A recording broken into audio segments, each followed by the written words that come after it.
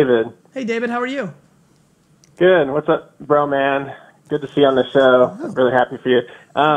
Thanks, man. So my question, I just wanted to ask a little bit about eSports in relation to streaming. So, Gary, I don't know if you have any eSports investments, but bro, man, I'd also love to get some of your perspective on eSports and how that's going to affect streaming, if it's going to take over in any way, and kind of just what the relation is there. I mean, I'm spending an ungodly amount of my time kind of like tasting and watching from afar in kind of the same ways that I looked at Twitch over the last 2 or 3 years, but probably even more intensely. Look, I think esports is not going anywhere. I always try to remind people that boxing and horse racing were 2 of the 3 biggest sports in America in 1945. Like baseball, boxing, and horse racing, period. So I think the cat's out of the bag. I think they coexist very easily. Yeah. Like I don't think streaming and esports. Obviously, esports is executed through streaming a lot of times, but I think of them as separate entities. But like the cat's out of the bag.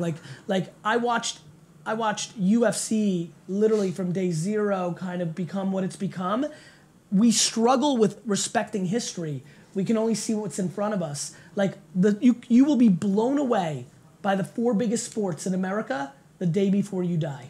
All of us in this room, you will be blown away by what they are. And so I think esports is going to be a monster sport in our culture going forward. And you see all the little things, right? You see all the little things, whether it's the commissioner of the NBA announcing the first pick, whether it's the investment that Activision's making.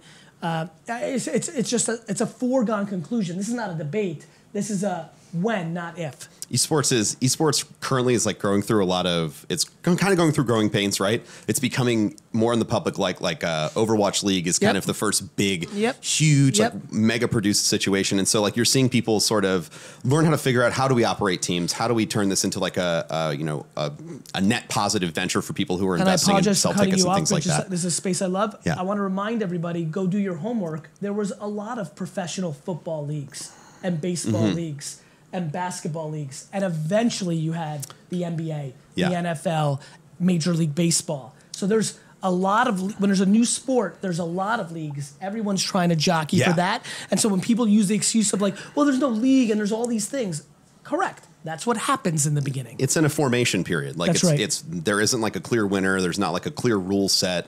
But like the fact that the International Olympic Committee is starting to talk about including esports in the Olympics is a big deal. Guys, people get scholarships to top universities to play esports. Yep. I don't know what else to tell you. Like there are men and women right now at Michigan State walking on campus, not paying for school because they're on the esports team. Exactly. I don't know. It's a full ride scholarship. It's insane. So that's what I think, Dave.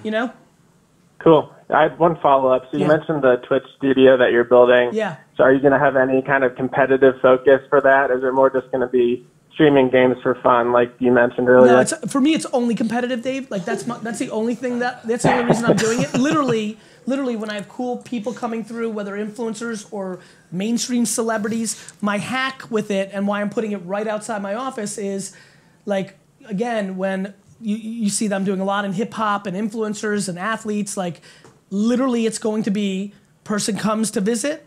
And if they're taking a photo or doing Ask Gary V or coming through, if I can find 15 minutes to play them in a one battle Mortal Kombat at Sega, or like I'm gonna curate a bunch of games that I'm decent at because I don't want to get my fucking face beaten every day. Just gonna ambush people. Yeah, I'm just gonna be like, oh, play this game I'm great at. I mean, the ultimate to me is like playing athletes that actually play that sport. Smart. In that game, old school. Like again, like Josh Jackson right now is running around the office. He's a VaynerSports signed kid. Oh, literally, today's Thursday? Literally a week from today, if you're a football fan and you watch the NFL draft, I will be sitting with Josh at the green room. He'll get drafted somewhere between 10 and 25, and he will hug his mom and his brother and then me and AJ. And like right now he's here getting fitted for his suit to wear at the draft next Thursday in Dallas. I would have snuck out 15 minutes if this was a month from now, and I would have played him in Madden 94, and we would have streamed that, and we would have hit up all the Iowa State fans, and it would have just been culturally fun. You know what I mean?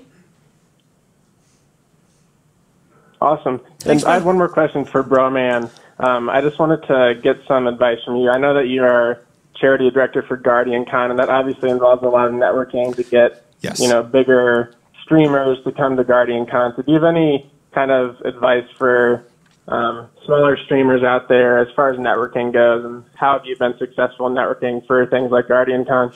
So networking for charity events, you'd think it'd be really easy, but you're asking people to give their time, right? Yeah. So you really need to pull on a network that you already have established. And in my mind, if you're getting started on Twitch, the best way to network is to take time, go into chat rooms, and focus on chatting with the people who are there.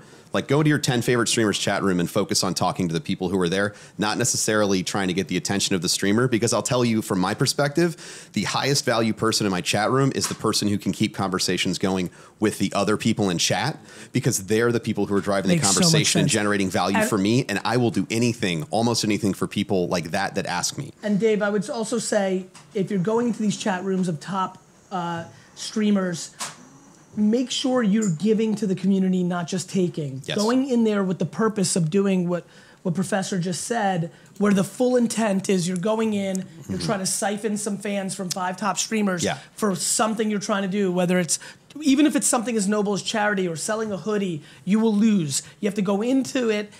Being part of a community is doing things that you need to do to be part of a community. Yeah, you give. Not coming in and taking out and striking. You give and you give and you give. Like the ask comes way later when you have a relationship. Right hook. And you have a friendship. Yep.